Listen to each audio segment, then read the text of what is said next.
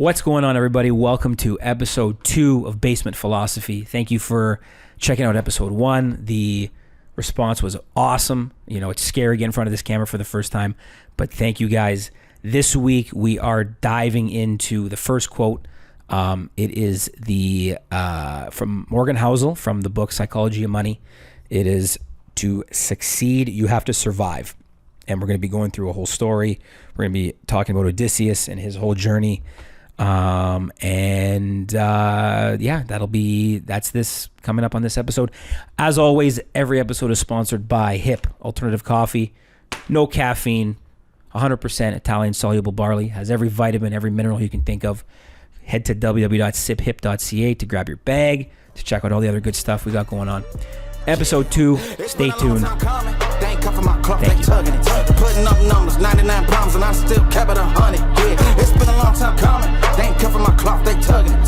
Putting up numbers, 99 problems, and I still kept it 100. Yeah. The Odyssey, the epic journey of Odysseus. In ancient Greek mythology, Odysseus, the king of Ithaca, embarked on a remarkable journey home after the fall of Troy. This journey, spanning 10 years, is famously chronicled in Homer's epic poem, The Odyssey. Odysseus was instrumental in the Greek victory over Troy, devising the plan of the Trojan horse. The Greeks built a giant wooden horse and hid their soldiers inside. The Trojans, believing it to be a peace offering, brought the horse into their city. At night, the Greek soldiers emerged, opened the gates for their enemy, and destroyed Troy. After the victory, Odysseus and his men set sail back to Ithaca. Their first stop was the city of Ismarus. And sorry, guys, I'm going to butcher some of these names, but here we go.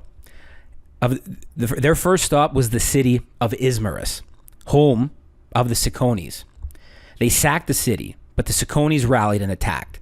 Odysseus and his men were forced to flee, losing 6 men from each ship. Driven by a storm, they reached the land of the lotus eaters. The inhabitants offered them the lotus fruit, which caused anyone who ate it to forget their home and desired to stay and only eat more fruit. Odysseus had to drag his men back to the ship and sail away to avoid being trapped. Next, they landed on the island of the Cyclops. Okay.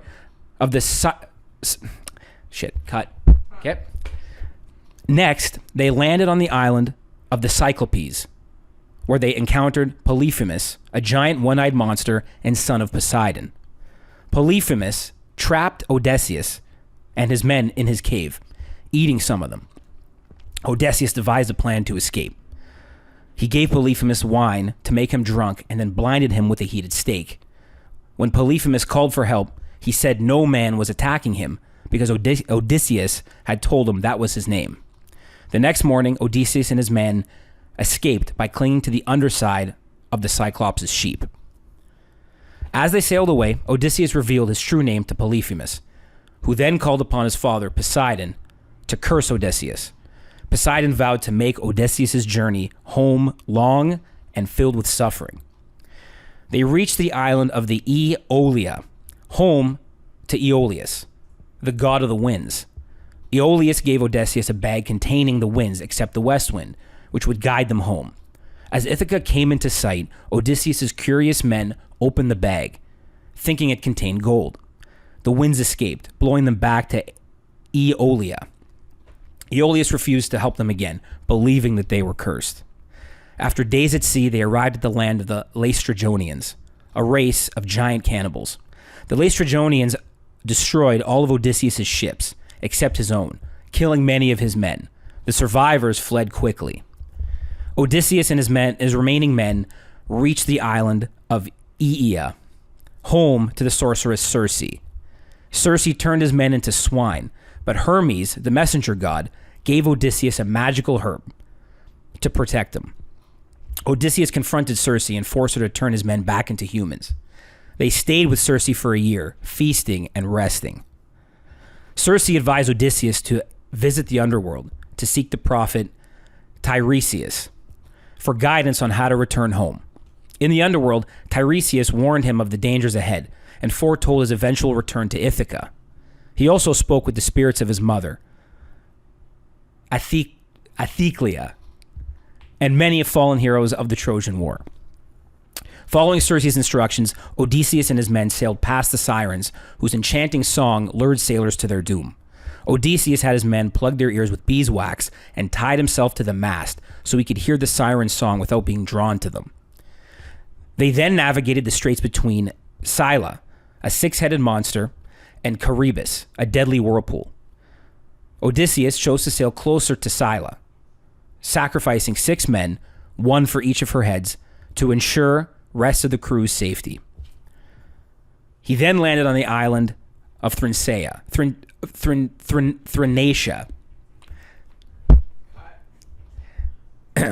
They then landed. How am I doing back there?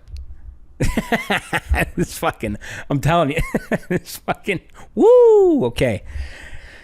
They then landed on the island of Thrinacia, where the sacred cattle of Helios, the sun god, grazed. Despite warnings from Tiresias and Circe, Odysseus' men, driven by hunger, slaughtered some of the cattle. Helios demanded revenge, and Zeus sent a storm that destroyed their ship. All of Odysseus' men perished, leaving him alone. Odysseus washed ashore on the island of Ogygia, where he was held captive by the nymph Calypso for 7 years. She offered him immortality if he stayed with her, but Odysseus longed to return home. The gods intervened again, and Zeus sent Hermes and to order Calypso to release Odysseus. She complied, and he set sail on a raft. After another storm sent by Poseidon, Odysseus watched ashore on the island of the Phaeacians. He was found by Nausicaa, the daughter of King Alcinous. Guys, this is terrible. Should I redo that part? Just keep going. Okay. Who brought him to the palace. The Phaeacians welcomed him and listened to his tale of woe. They provided him with a ship to finally return to Ithaca. Arriving in Ithaca, Odysseus was disguised by Athena as a beggar to assess the situation at his palace. His home was overrun by suitors vying for Penelope's hand, believing Odysseus to be dead. Telemachus, who had been searching for news of his father, returned from his journey and reunited with Odysseus. Penelope, still faithful to Odysseus, announced she would marry the suitor who could string Odysseus' great bow and shoot an arrow through 12 axe heads. None of the suitors succeeded. Still disguised, Odysseus strung the bow with ease and completed the challenge, revealing his true identity with the help of Oh, fuck. Whew. Man. Okay. Penelope, still faithful to Odysseus, announced she would marry the suitor who could string Odysseus' great bow and shoot an arrow through 12 axe heads. None of the suitors succeeded. Still disguised, Odysseus strung the bow with ease and completed the challenge, revealing his true identity. With the help of fuck, this fucking kid's name. Telemachus.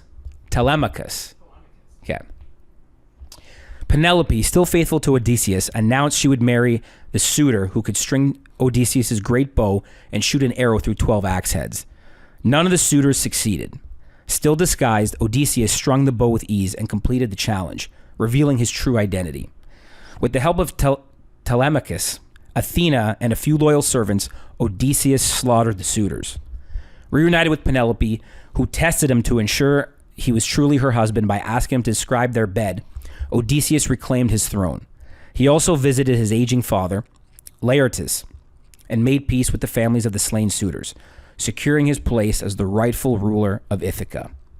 Thus, after enduring countless trials and tribulations, Odysseus' epic journey came to an end, and he was finally home.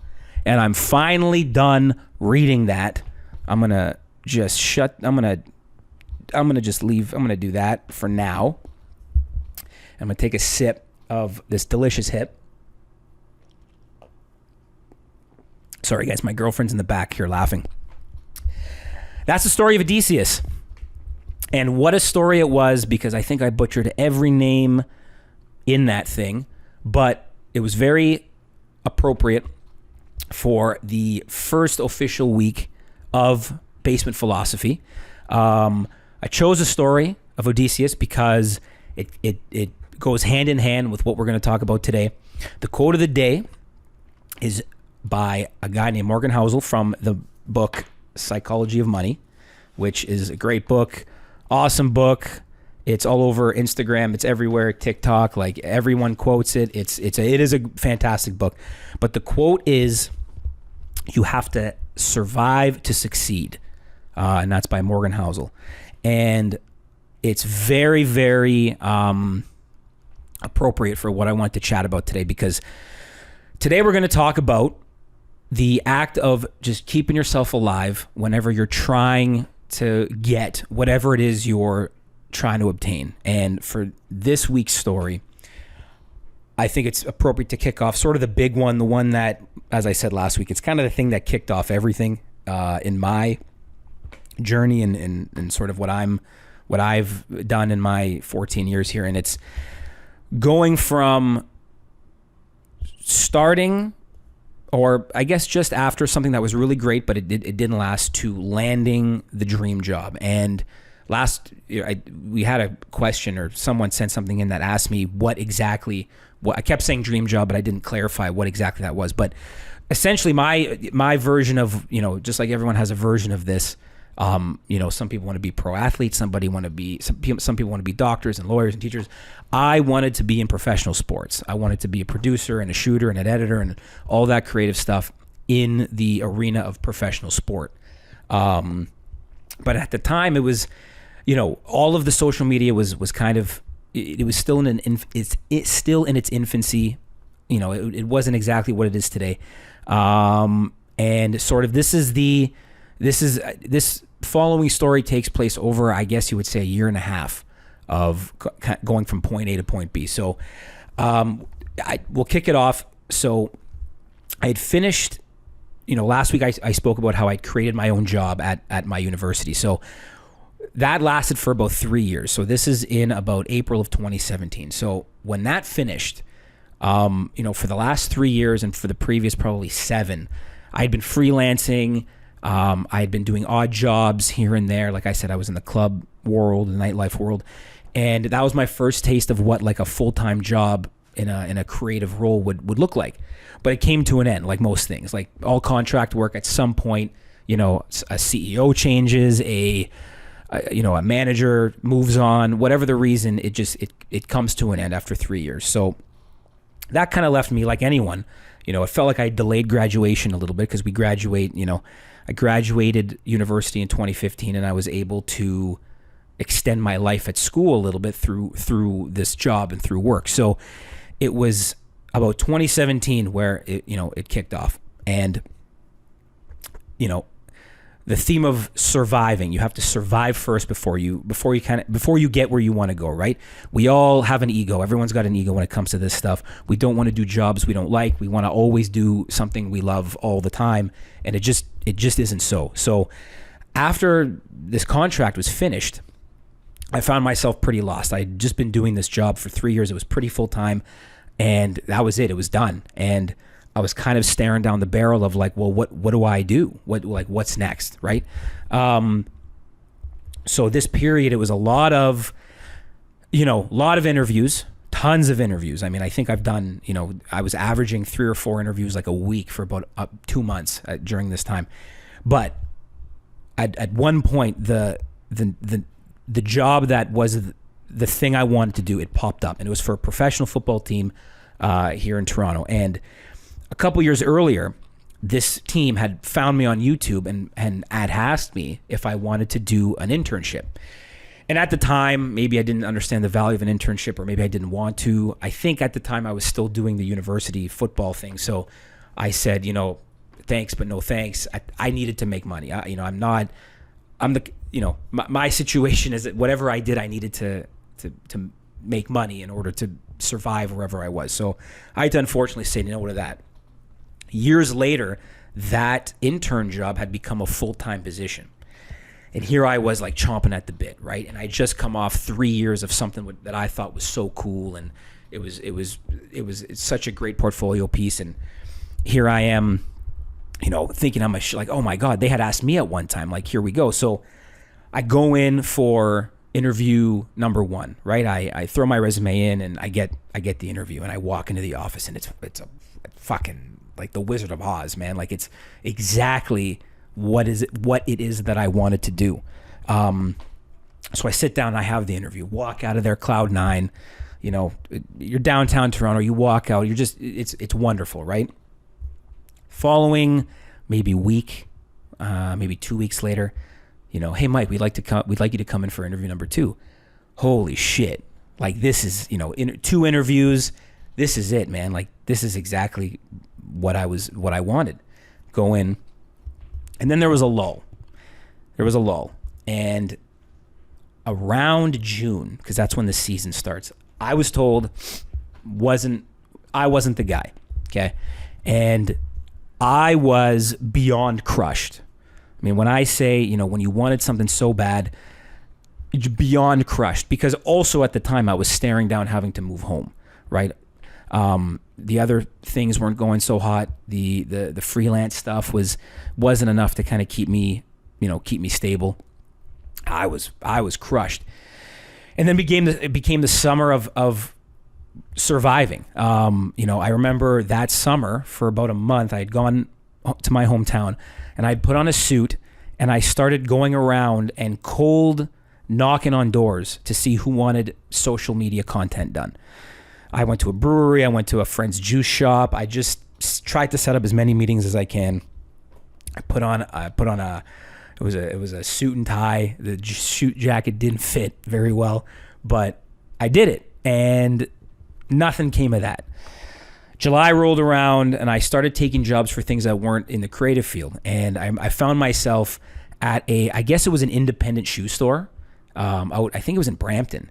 And I remember walking in, you know, you're kind of like, man, you know, okay, whatever, right? Survive, stay in the game. The whole mindset and at that point in time was just stay in the game. You have to stay in Southern Ontario. Whatever you have to do, just stay here.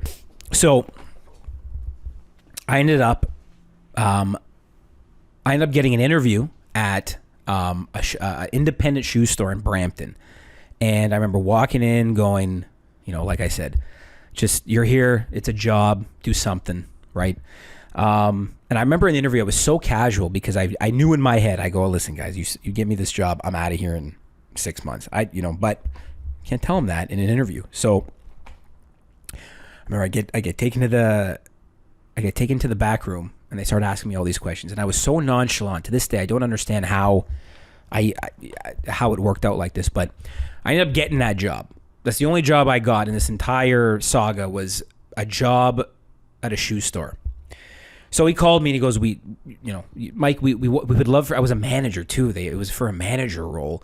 And they said, we would love for you to take jobs. So I said, I'm going to obviously think on it. Right. And I'm sitting there and kind of August rolls around and it's getting to be, you know, if I'm going to move home, I'd love to do it before winter. Where I'm from, winter is just a terrible time of year, but you know, it's August. It's time to think about it. At least it's time to think about moving home.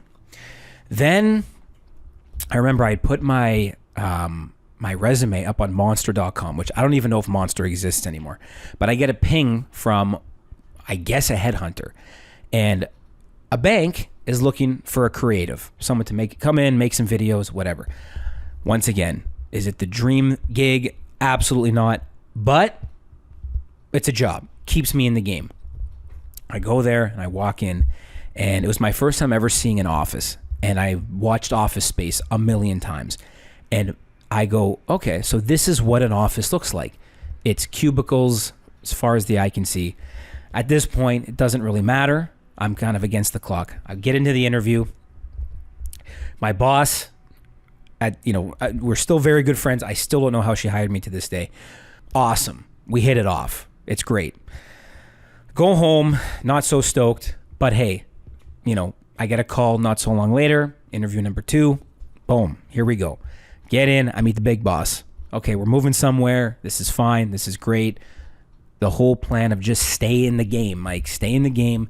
It's coming to fruition. Then I get the job. And I don't really know what to do with myself because I go, okay, it's work, it's a job. The way that it was set up is I had to be a corporation. I had to be my own corporation. I had no idea what that was. And at the time, I don't believe you could set that up online yet. So you had to go through a lawyer. You had to go do all of that. So it took me about 3 months to get incorporated, and they wouldn't pay me until I got incorporated. And that 3 months was bananas. That was Banana Town. If I didn't have a mailing address, I used my car as a suitcase.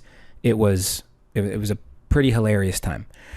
Finally, everything kind of fell into place. The contract was from August to November. I finally got incorporated at the end of October. And I go, great, I can be paid. So they paid me all in one lump sum. It was tough times in that time, not getting paid, I'll tell you that. So November rolls around and they go, Mike, we like what you're doing. We'd like to extend you a little more, all the way until February. And I go, okay, great. Once again, this keeps me in the game. And all the while, I'm still freelancing as much as I can.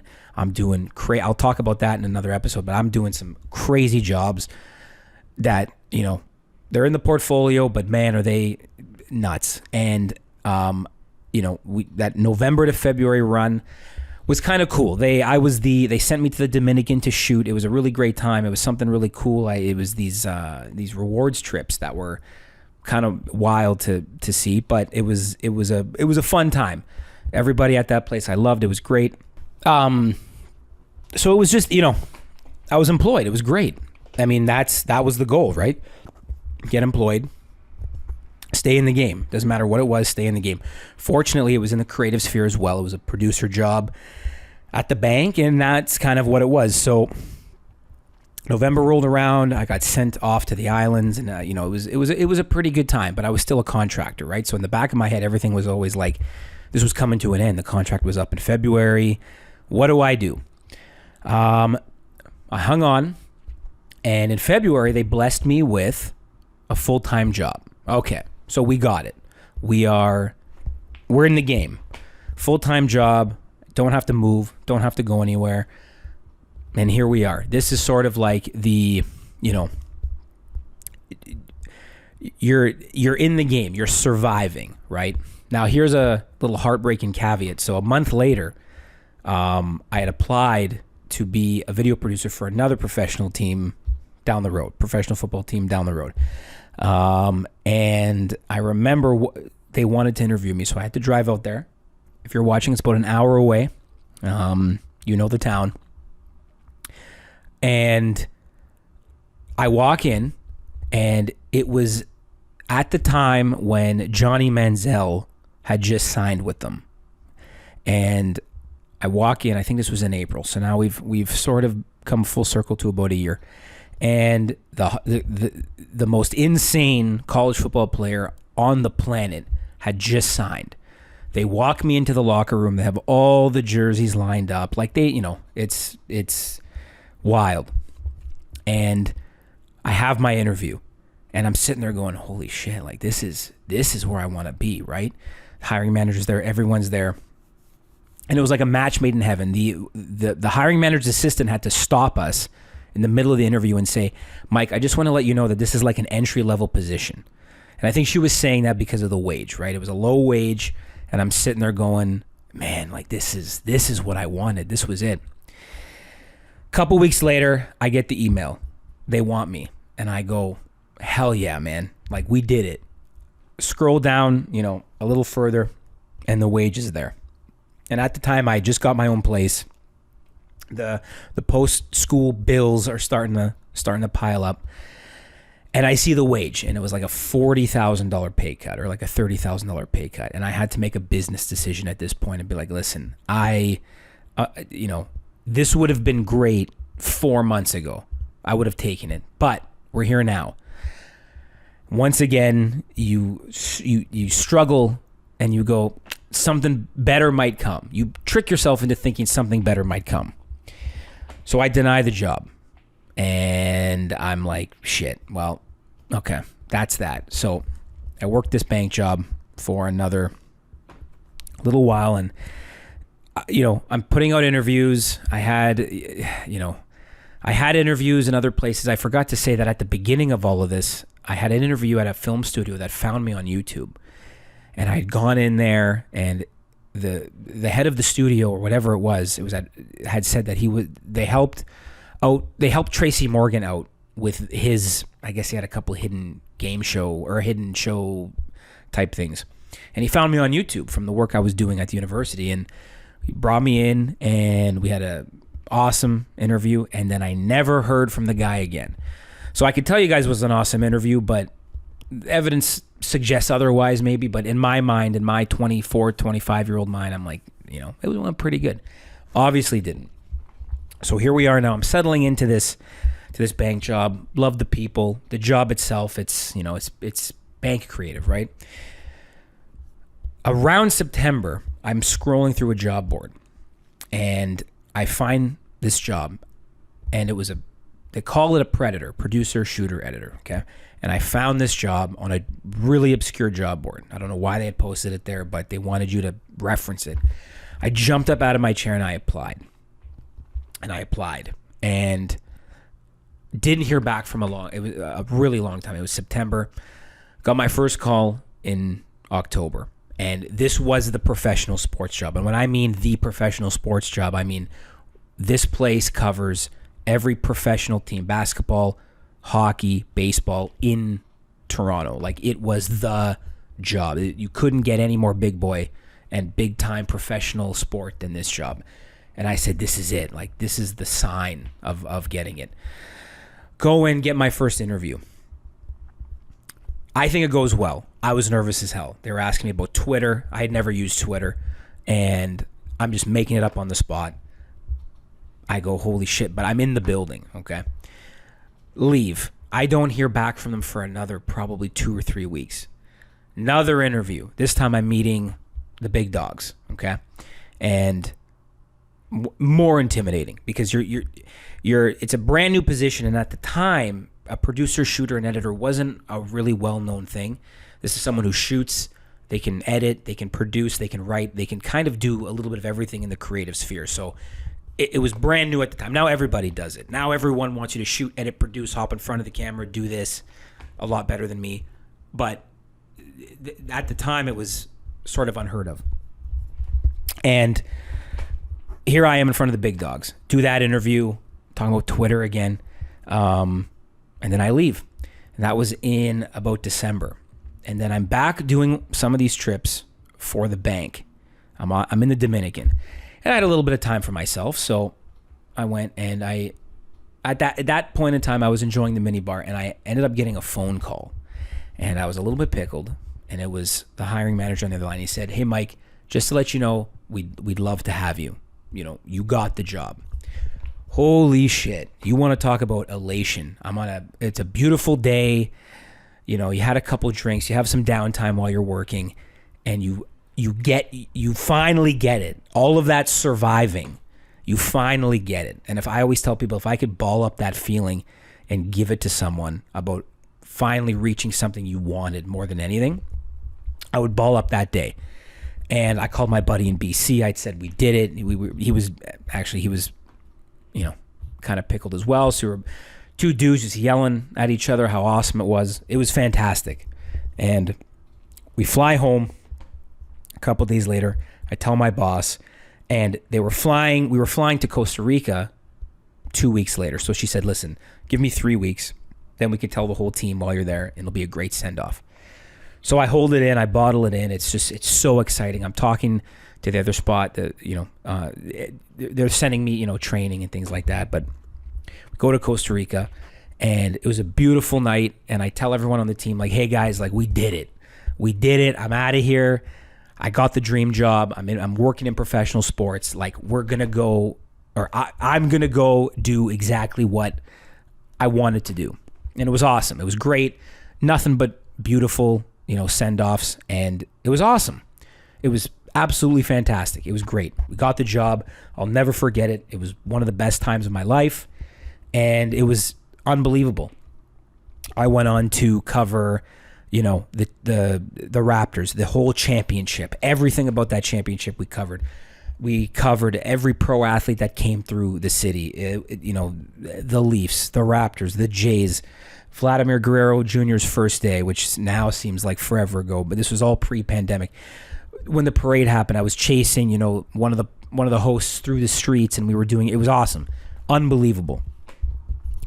The irony, the slice of irony that really sums up, you have to survive to succeed. I found out a couple months later that job that I hadn't gotten with the pro team, not the one with Manziel, the one that we kicked off the story with about how devastated I was, the giant conglomerate that owns most of the other sports teams in this town ended up purchasing that same football team. And they cleaned house. They had eliminated that position that was originally the internship that turned into a full-time job. They had eliminated it. And everyone from that department essentially got their walking papers. So when I heard that, I went, you know what? Legitimately, when you don't get what you want immediately like that, sometimes you have to, take it on the chin and move forward. And that's why it's so important when you're faced with stuff like that to just survive. Survive, and you never know what's going to come out the other end. Take the ego out of it. Just do whatever you can. Stay in the pocket. Rope a dope. And you never know. And when I heard that happened, I went, holy shit. Like, not only did I get exactly what I want, but if I had gotten what I wanted originally, I would have been toast. And then what? Right? And then I would have maybe ended up back in the hometown or whatever. So the moral of the story, guys, is to succeed, you have to survive. Great quote, Psychology Money, Morgan Housel. And that's that. I hope the episode was good. I was started off rough. We do have a couple people actually sent in a question or two from last episode that I was going to address here. Let me bring them up. It's fine that questions came in. First of all, I just want to say too, great response from the first episode. Thank you guys. I know it's going to be rough off the hop. I know it's going to be funny off the hop, but thank you for interacting and liking and sharing and all that stuff. It's awesome. Thank you so much. We had 3 questions from the last episode that I'll go through now, and we'll see. I wrote them down here. Hold on. Okay, so the first one that came in was how long, it's mainly hip related. It's mainly hip related because the first episode was about hip. So how long after the pandemic did I launch hip? I launched it, we technically launched it in January, but the idea came probably in 2020. So from having the idea to actually doing it was probably about 3 years. And, it was 3 years, I just kicked it around a little bit. I would talk about it with my dad, I would talk about it with friends, and I didn't really take it too seriously until I kind of started to take it seriously and really wanted to make it something. So I would say it was during the pandemic where the idea happened, like I said in episode 1, but it took about 3 years for it to even show up. So once again, survive, whatever it is you're doing, survive and, get whatever you want off the ground. So there was a 3-year period there. This one's, what does it taste like? It's, you know what? The best way to describe it is if you drink it black with nothing, it tastes like a light cappuccino. It froths on its own. Like I said, you throw 2 scoops in there, it froths up. It tastes like a really light cappuccino. If you make it like a coffee, like a cream and a sugar, it is a coffee. It tastes exactly like a coffee. There's, maybe a little bit more, I guess, woody, you would say, or maybe there's a little bit more spice to it. But other than it's pretty 1-to-1 to coffee. And it's one ingredient as well, just like coffee. So I would say it tastes like a cappuccino black, or if you throw your milk and your sugar in it or your cream, it's an exact 1-to-1 to coffee. And then someone asked, how do I start an alternative coffee company? So, it's kind of, for me anyway, for this particular thing, it was, it's brand oriented, it's story oriented. So you have to flesh out what you want the story to be and what you want your brand to be. But I think maybe this question is a little more like the physical side of it. So so I got the bags are from Alibaba. I got the bags made from Alibaba. I designed them. It's got the quote at the back. The bags are just from Alibaba. They're sealed. They're recycled. They're great. I shipped the coffee in the barley in from Italy. And then everything that you see and you hear, I mean, like I said, I've been able to shoot and edit my whole life, so I make everything myself in that regard. So I would say, number one, like, get a story, figure out your story. I mean, I'm not you have to figure out what your measure of success is. And for me, like right now, success is just getting this thing off the ground. So, we've got the brand, we've got the feeling, the taglines, we've got the stories, I got all the content that I want to put out. So in that regard, it's successful. But I would say if you're going to start something, find a story, find your brand, find your voice, and then dive into it. Get some cheap bags made. I think Kevin O'Leary said, first time entrepreneurs are always worried about the box, which I found myself being worried about what's it going to look like. I mean, you want to make it look good, but I would say it maybe doesn't matter so much off the hop. Just get it started, get it going. Ads are expensive, so learn to make some content. It's going to be bad. This episode right here, I butchered every name in, the Greek mythology world. It's going to be bad. Just start doing it, throw stuff up, and, if I get successful, I'll tell you more about how to do it. And then in terms of shipping's expensive. I'm going to tell you guys that right now. Shipping is expensive, so that's something you have to think about. And then, start local, start small, start really small, so you can deliver these things, save yourself a bunch of money.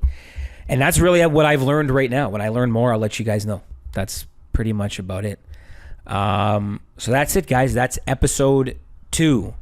To succeed, you have to survive. The story of Odysseus. Check out the poem by Homer. Check out the book, Psychology of Money. If you guys haven't read it, it's awesome. And that's about it, guys. So tune in next time. I won't be as tongue-tied. Tonight was a tough one. We'll see you guys next time. Thanks for tuning in.